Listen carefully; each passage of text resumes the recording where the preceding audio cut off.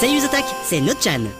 Tout d'abord, je vais commencer par un courrier des lecteurs. Quelqu'un que nous appellerons Monsieur P, pour préserver son anonymat, un fan de rites ésotériques, j'ai l'impression. Voilà ce qu'il me dit. Cher Notchan, je crois te l'avoir déjà dit par le passé, mais s'il te plaît, peux-tu arrêter de prononcer Cthulhu, Rtulu? Personne ne prononce ça comme ça. La prononciation officielle est Cthulhu. Merci d'avance. Cthulhu. Cthulhu. Cthulhu. Du coup, désolé, je ferai gaffe. Je ne sais pas d'où vient cette mauvaise habitude, mais je sais qu'à une époque, dans les magazines de jeux de rôle, j'avais lu qu'il fallait lire ça comme ça. Mais de toute façon, il me semble que... Cthulhu, Rtulu, Cthulhu... personne peut le prononcer, de toute façon. Et puis Cthulhu, moi ça me fait penser à cassoulet, maintenant j'ai faim. Passons à la suite. Parlons un peu musique maintenant. Une pub pour un navigateur à lunettes bien connu qui mettait en scène Hatsune Miku a gagné un prix dernièrement face à Lady Gaga ou encore Justin Bieber. Haha, dans les dents.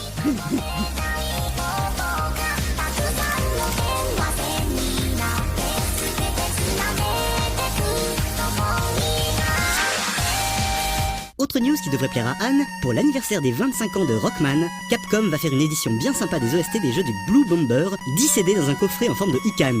Bon, c'est moche de voler les news des autres, mais ça me soulage un peu vu que je n'ai pas pu parler du coffret rempli de goodies des 25 ans de Street Fighter. On vous avait déjà parlé de ces fous qui reprennent des musiques connues et l'interprètent avec des lecteurs de disquettes. Eh bien, dans la famille, je demande le générique de Game of Thrones. Et pour continuer sur le sujet, vous cherchez un petit goodies pour clamer à la face du monde que vous aimez cette série plus que vos petits camarades, mais vous voulez quelque chose un brin plus original qu'un t-shirt ou un mug avec la bannière de votre maison préférée?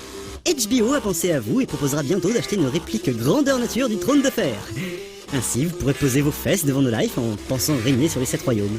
Il faudra compter simplement environ 30 000 $ pour l'objet et ajouter 1800 $ pour les frais de port. Pour ce prix-là, ils mettront cadeau sur l'emballage pour éviter de vous faire attraper par la douane. Par contre, pas sûr que le livreur accepte de vous monter ça au 6e étage sans ascenseur. Si vous voulez quelque chose de plus raisonnable, le site propose également d'autres objets bien classe et nettement moins onéreux. Par exemple, l'insigne de la main du roi ou encore cette œuf de dragon qui fait presse-papier. Décrié et mal aimé au moment de sa sortie il y a déjà 30 ans, Blade Runner de Ridley Scott est désormais considéré comme un chef-d'œuvre du cinéma de science-fiction.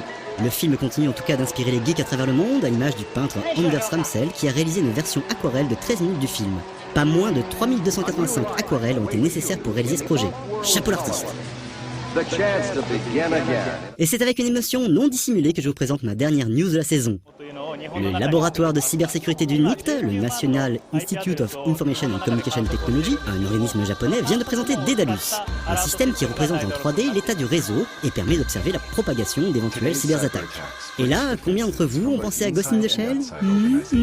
Encore une fois, la réalité a rattrapé le cyberpunk. Voilà, c'est tout pour cette saison. Plus qu'à profiter des derniers jours de Japan Expo et après, les vacances! Enfin, vacances, c'est vite dit avec tous les animés et les jeux vidéo que j'ai en retard.